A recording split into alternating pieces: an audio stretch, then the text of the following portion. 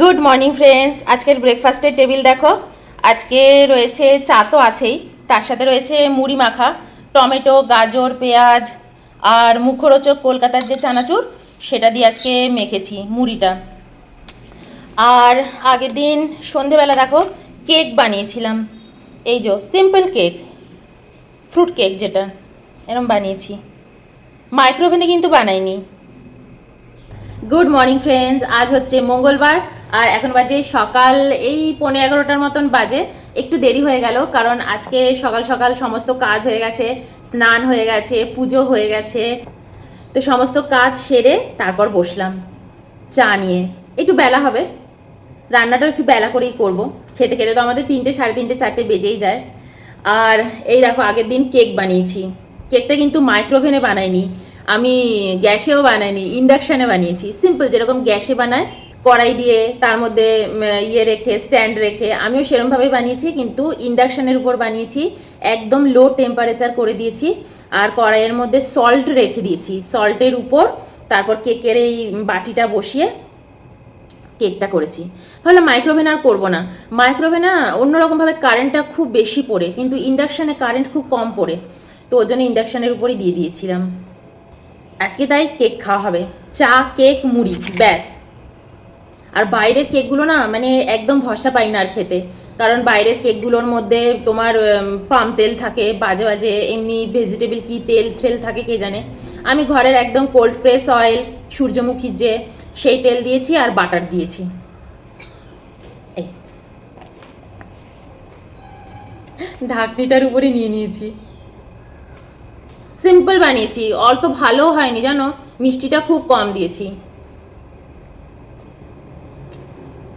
মিষ্টি একদম কম দিয়ে চার সাথে খাবো তো। ভরকে টুটি ফুটি দিয়ে দিয়েছি, চা দিয়ে খেতে বেশ ভালোই লাগে কেকটা। অনেক বছর বাদে কেক বানালাম, এরপর প্রায় কেক বানাবো। কেকটা বানাতে মোট 50 মিনিট টাইম লেগেছে, 50 মিনিটের মধ্যে হয়ে গেছে। এবার আস্তে আস্তে রেগুলার বানাবো, তাহলে আরও হাতটা পাকা হবে। অয়ন বলছে পাউরুটি বানাবে, এটা বানাবে, ওটা বানাবে। এবার একটু মুড়ি খাওয়া যাক। আজকে জানো মানে এই দুদিন ধরে, কালকেও বলছি দাঁড়াও,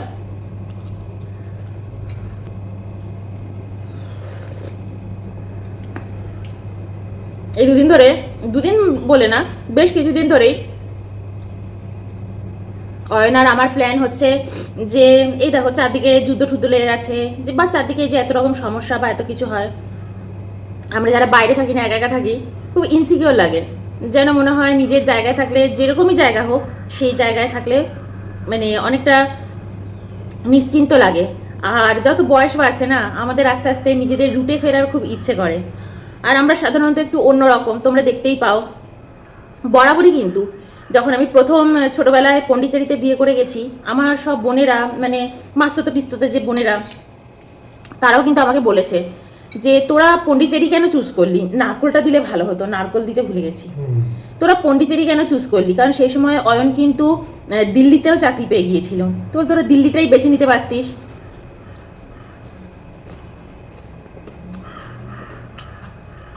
কিন্তু আমরা তখন দিল্লিটা বেছে নিইনি।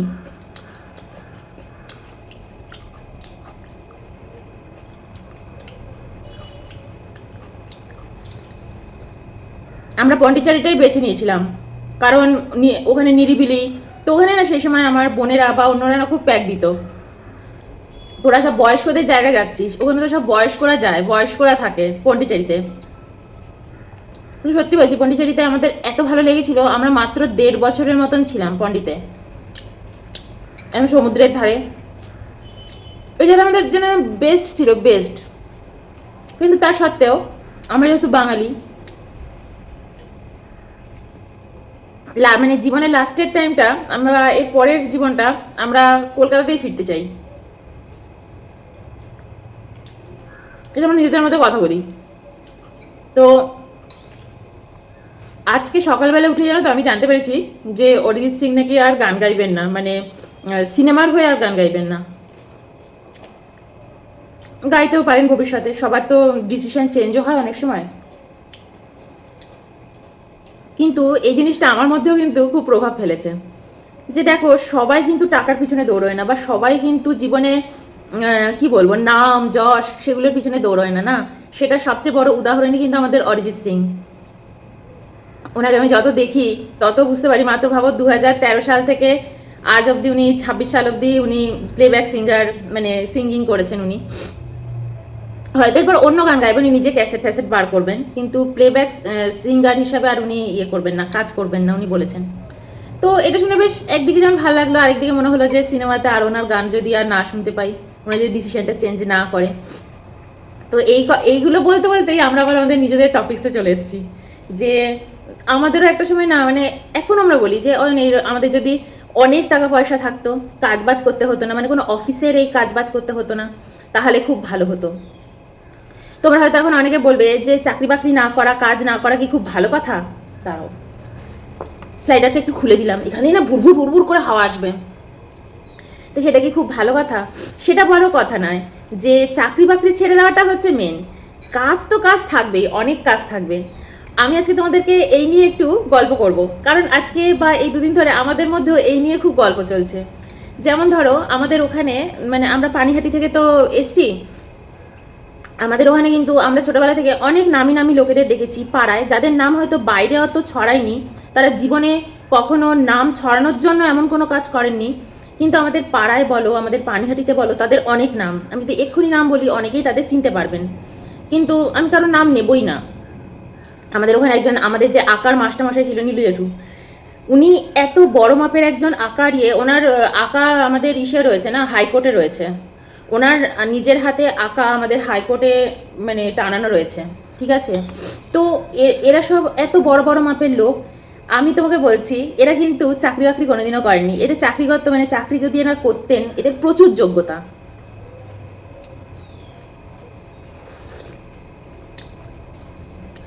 অয়নের এক জেঠু আছেন, অয়ন ওনার কাছে পড়াশুনো করেছেন, রক্তের সম্পর্ক নয়।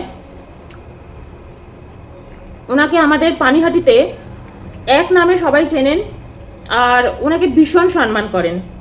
উনি একসময় গ্রেজুয়েটেড অফিসার ছিলেন, পঙ্কজ জেঠু গ্রেজুয়েটেড অফিসার ছিলেন, কিন্তু ওনার চাকরি বাকরি উনি সব কিছু ছেড়ে দেন, চাকরি করেননি, শুধু জাস্ট ভালো থাকার জন্য আর নিজের লাইফটা সুন্দর করে নিজের মতন করে কাটাবে বলে ভবঘুরের মতন ঘুরে বেরিয়েছে।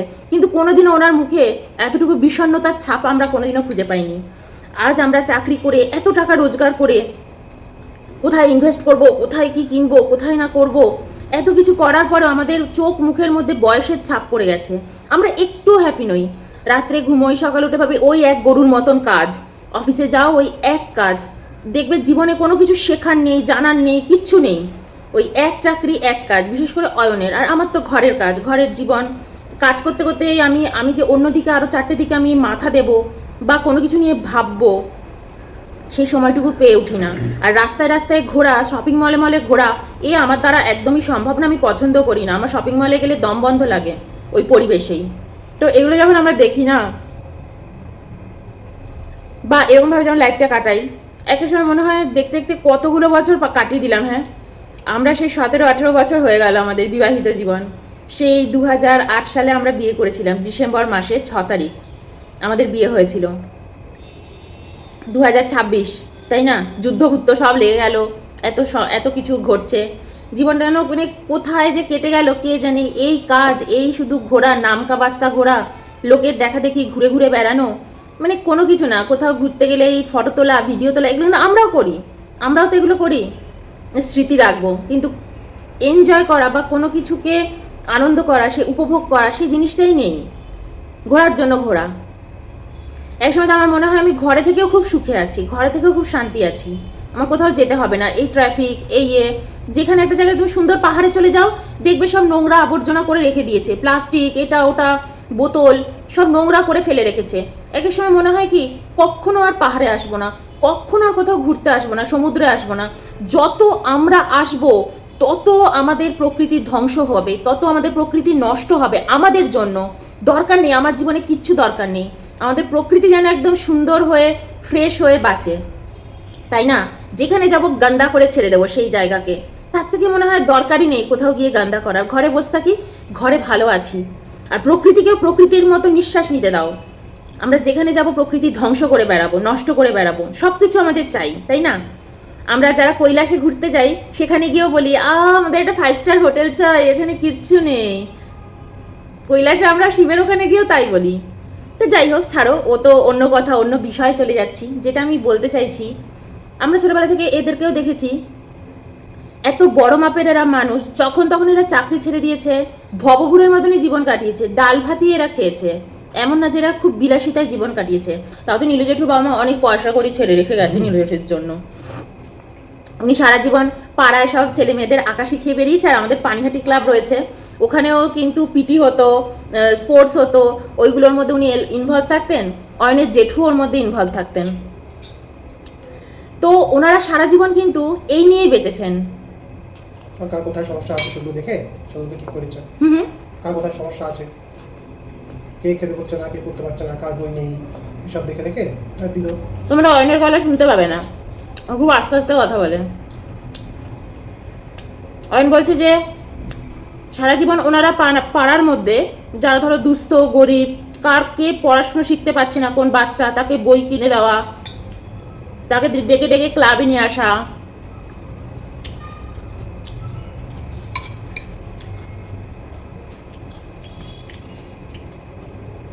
বলতে গেলে সমাজমূলক যে কাজগুলো ওনারা একদম মনের খুশিতে করতো, যেটা এখনকার দিনের নেতা মন্ত্রীরাও করে না।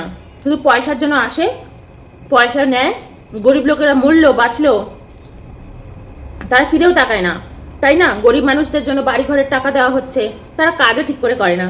কিন্তু এই ধরনের মানুষদের আমরা ছোটবেলা থেকে দেখে এসেছি, জেঠুদের, তারা কি করতো? তো পাড়ার সব ছেলে মেয়েদের জন্য কিছু করা, কে আঁকতে ভালোবাসে তাকে আঁকার এসে ভর্তি করে দেওয়া। নীলু জেঠু তো মানে নিজে অত বড় একজন আঁকার মানুষ, উনি গঙ্গার পাড়ে বসে বসে, গঙ্গার পাড়ে কেউ দাঁড়িয়ে আছে বা বসে আছে, তাকে এত সুন্দর আঁকতেন বা এত সুন্দর এঁকে দেবে, ভাবতে পারবে না তার আঁকার কি কোয়ালিটি। বললাম না, ওনারই এটা হাইকোর্টেও আমাদের রয়েছে, ওনার পেন্টিং, অয়েল পেন্টিং। তো আমাদের পানিহাটিতে অনেক নামি নামি লোকেদের আমরা ছোটবেলা থেকে দেখেছি, তারা কোনো চাকরি বাকরি করেননি। ইভেন অনেকে তাদের বলেছে যে তারা কিন্তু চাকরি পেয়েছে, সরকারি বড় বড় পোস্টে তারা চাকরি পেয়েছে, ছেড়ে দিয়ে তাদের লাইফ এরমভাবে কাটিয়েছে। তো তখন খুব মনে হতো কি বোকা এরা, হ্যাঁ, নিজেদের লাইফটা বড় বড় চাকরি পেয়ে ছেড়ে দিচ্ছে, মা বাবা পয়সা রেখে গেছে তো তাই। এবং তারা কিন্তু এরা বলতো যে হ্যাঁ, আমার বাবা যেটুকু পয়সা রেখে গেছে আমাদের ডাল ভাত জুটে যাবে। তো আমি এখন এসে সেটা বুঝি, বা অয়নকে মাঝে মাঝে বলি যে আমরাও দেখো জীবনটাকে না খুব বাঁচতে চাই গো। বাঁচার জন্য না অনেক বেশি পয়সা করি সত্যি দরকার হয় না, জানো তো, ভালো করে আনন্দে বাঁচার জন্য। ধরো তুমি তোমার হাজব্যান্ডকে নিয়ে খুব খুশি, তোমার হাজব্যান্ড তোমাকে নিয়ে খুব খুশি, সে তোমাকে নিয়ে বোর হয় না, তুমি তাকে নিয়ে বোর হও না। তোমাদের কখনো মনে হয় না যে আমাদের দুজনের সময় কাটানোর জন্য একটা সিনেমা হলের খুব দরকার, আমাদের দুজনের সময় কাটানোর জন্য একসাথে একটা শপিং মলে যাওয়ার খুব দরকার? তোমাদের এটা মনে হয় না? তো ধরো তোমাদের যদি এরকম লাইফস্টাইল থাকে না, দেখবে তোমরা একটা কুড়ে ঘরেও হেভি আনন্দে আছো। সারাদিন শুধু ডাল ভাত, নিজের জামা কাপড় এটুকু শুধু জুটে যাবে, ব্যাস। মেকআপ, সাজগোজ এত কিছু দরকারই পড়ে না, তাই না? তুমি জানো যে তুমি যেরকমই থাকবে, যেরকম সাধারণ থাকবে, সেরকমভাবেই তোমার স্বামী তোমাকে সবসময় ভালোবাসবে। তোমার স্বামী তোমার রূপ বা তোমার যৌবন দেখে আকৃষ্ট হবে না, তোমাকে মাসে মাসে পার্লারে গিয়ে সেজে গুজে এসে তোমার স্বামীর মন ভোলাতে হবে না, তাই না? তাহলে দেখবে তোমার লাইফটা একটা অন্যরকম লাইফ হয়ে দাঁড়াবে। যেটা আমার ক্ষেত্রেও হয়, অয়নের ক্ষেত্রেও হয়। আমরা দুজনের সাথে এত সময় কাটাই ভাবতে পারবে না। আমাদের 18 বছরের 17 বছরের হচ্ছে বিবাহিত জীবন, তার আগেও কিন্তু আমাদের 5 বছরের এমনি সম্পর্ক, 3 বছরের প্রেম, যদি বলো প্রেমের সম্পর্ক 3 বছরে। তো আমরা আজ অবধি এই 20-22 বছরেও একে অপরকে নিয়ে কোনোদিন বোর হইনি। ঝগড়া করেছি, অশান্তি করেছি, বোর হইনি কোনো দিনও না। আর আমি কোনোদিনও একা কলকাতায় গিয়ে থাকিও নি। মা কতবার বলেছে সে একা একা থাক। যখন তোমার স্বামী বন্ধুর মতো হয়ে যাবে না, স্ত্রী বন্ধুর মতো হবে না, তার কাছ থেকে তুমি শুধু বন্ধুকে পাচ্ছ, বেস্ট ফ্রেন্ড, তখন দেখবে জীবনে কিচ্ছু আর বেশি অতিরিক্ত তোমার দরকার পড়বে না। তো আমাদেরও জানো তো ঠিক এরকম, আমাদের জীবনে না এখন অতিরিক্ত কিছুর দরকার নেই। খুব মনে হয় ওই জেঠুদের মতন আমাদের লাইফটা যদি এরকম করতে পারতাম, তাড়াতাড়ি করে পয়সা করে একটু বেশ নিজেদের মতন যেটুকু জমানো জমিয়ে নিলাম, তারপর বেশ আমরা ফিরে গেলাম কলকাতায় বা কোথাও একটা ছোট্ট একটা সুন্দর নিজেদের মতন একটা বাড়ি ঘর করে নিজেদের মতন একটু ঘুরে ফিরে বেড়ালাম। ইউটিউব তো আমি করবই, ইউটিউবে এসে জানো তো আমি এই যে নিজেকে খুলে ধরছি, মেলে ধরছি, এটা কিন্তু খুব দরকার ছিল জানো তো আমার জন্য। আমাকে কিন্তু ইউটিউব করতে না অনেকেই বলেছে, এর আগেও বলেছে আমার যে বাড়ির বন্ধুরা, তখন তো আমি ভাবতেই পারতাম না। আগের বাড়ির বন্ধুরা তখন আমার কাছে কিন্তু এইসব আমাদের ইয়েও ছিল না, ফোনের মধ্যে এত কানেকশানের ব্যাপারও আমার মধ্যে ইয়ে তো ছিলই না, ওদের ছিল। ওরা সব ফোনে তখন সেই সময় দেখতো সারাক্ষণ গান। আমাকে কত ওরা বলেছে, তুমি মমি তোমার লাইফস্টাইলটাকে ইউটিউবে তুলে ধরো, তোমার কত এক্সপিরিয়েন্স, তোমার কত কিছু বলার আছে, তোমার কত গল্প আছে জীবনে, তুমি এগুলো না সকলের সামনে তুলে ধরো, তোমার খুব ভালো লাগবে। আর তুমি যেখানে ঘুরবে ফিরবে বেড়াবে, তোমার দৃষ্টিভঙ্গি দিয়ে তুমি যা দেখছো, যা চিন্তা করছো, সেগুলো তুমি লোকের সামনে তুলে ধরো। আমার দৃষ্টিভঙ্গি তো একটু অন্যরকম, তো এটা ওরা সবসময় বলতো। তো এই সাহস পেতে পেতে আমার 2018 সালে লেগে গেছে। তখনও কিন্তু আমি এত ভাবিনি, আমি তখন ডেলি লাইফ দেখাতাম, এই খাচ্ছি, এই করছি, এই রান্নাটা বসালাম, এই আমার বর অফিস গেল, এগুলোই আমি দেখাচ্ছি। কিন্তু এখন আমার যত সময় যাচ্ছে আমি এখন বুঝতে পারি এর থেকেও ইম্পর্ট্যান্ট আমার মনের মধ্যে কি চলছে সেটা সবার সামনে তুলে ধরা। তো যাই হোক, মাঝে মাঝে জানো তো চাকরি থেকে বিরামেরও খুব দরকার। চাকরি মানে হচ্ছে তুমি একজন চাকর, তোমাকে অন্য কেউ একজন ওঠাচ্ছে আর বসাচ্ছে। এই জীবনটা থেকে মুক্তি পাওয়ার না সত্যি খুব প্রয়োজন জানো তো। মানুষের একটা সময় না কাজ করতে করতে হাঁপিয়ে যায়, তারপর মানুষের জীবনটা কেটে যায়। আর যখন মানুষ ভাবে এবার আমি বাঁচবো, তখন আর বাঁচার মতন সেই শক্তি বা এনার্জি কোনোটাই আর থাকে না। তো আমি এটা খুব ভাবি, পয়সা অল্প থাকুক কিন্তু আমরা যেন খুব মন ভরে প্রাণ ভরে বাঁচতে পারি, তাই না? তো যা এই দু তিন দিন ধরে অয়নও খুব গল্প করছে, রাত্রিবেলা তো আমরা খুব বসে বসে গল্প করি, এই জেঠুর গল্প ওই জেঠুর গল্প। এখন আমরা মনে মনে ভাবি তারা মোটেই বোকা ছিলেন না, তারা সবচেয়ে বুদ্ধিমান ছিলেন, নিজেদের লাইফটা ওইভাবে কাটিয়েছেন, নিজেরা ওইভাবে ঘুরে ফিরে বেরিয়েছেন আর মুক্তভাবে বেঁচেছেন। 70 বছর বয়সেও যেন আমাদের ওখানে একজন মানুষ ছিল, বাপিদার কথা আমি বলছি, আমি না ভাবতেই পারতাম না উনি নাকি অয়নের জেঠুর থেকেও নাকি 9-10 বছরের বড়।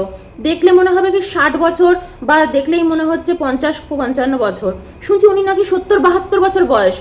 এমনভাবেই হেঁটে যাবে না, মনে হবে যে একটা মানে মানে কি বলবো, কত কম বয়সী একটা লোক হেঁটে যাচ্ছে। কোনোদিনও কোনো রোগ ভোগ কিচ্ছু আমি শুনিনি, গায়ে কোনো বিলাসিতার জামা কাপড় নেই, কিছু নেই, কিন্তু সিম্পল জামা কাপড় পরে সে হেঁটে চলে যাচ্ছে গঙ্গার পাড় ধরে। যখন সে মুখ খুলছে, কথা বলছে না, তখন তুমি বুঝতে পারবে যে কোন স্ট্যান্ডার্ডের লোক, কোন লেভেলের লোক এরা। তখন তুমি বুঝতে পারবে, তার আগে তার পোশাক পরিচ্ছদ দেখে কিচ্ছু বুঝতে পারবে না। আজ তো আমরা পোশাক পরিচ্ছদ দেখে বোঝাই যায় না যে এরা কারা, তাই না? মুখ খুললেই সব ডাস্টবিন বেরিয়ে আসে, বা এদের কিচ্ছু শিক্ষা দীক্ষা চরিত্র কিচ্ছু তাদের নেই, শুধু দামি দামি পোশাক, দামি দামি জামা কাপড় আর দামি দামি গয়না, ব্যাস এটাই হচ্ছে এদের স্ট্যাটাস। মুখ খোলো বেরিয়ে আসবে অ্যাকচুয়ালি স্ট্যাটাস। তো এটা জানা তো খুব ইম্পর্টেন্ট। এবং ছোটোবেলা থেকে আমি এর জন্য কিন্তু খুব শুনেছি যে অ্যাকচুয়ালি তৈরি হতে হবে নিজেকে, গোল্ড এত হাতে পড়লে হবে না, গোল্ড নিজেকে তৈরি করতে হবে। তো এই মানুষগুলো হচ্ছে সেই মানুষ। তো যাই হোক, আজকে আর বেশি কথা বলবো না, অনেক বড় ভিডিও হয়ে যাবে। এরপর পরের দিন আমি অন্য আরও কিছু তোমাদের এই বিষয়ে নিয়ে কথা বলবো, একটা ভিডিওতে না এত কথা বলা যায় না। তো যাই হোক, আজকের মর্নিংটা এইভাবে শুরু করলাম, চলো বাই।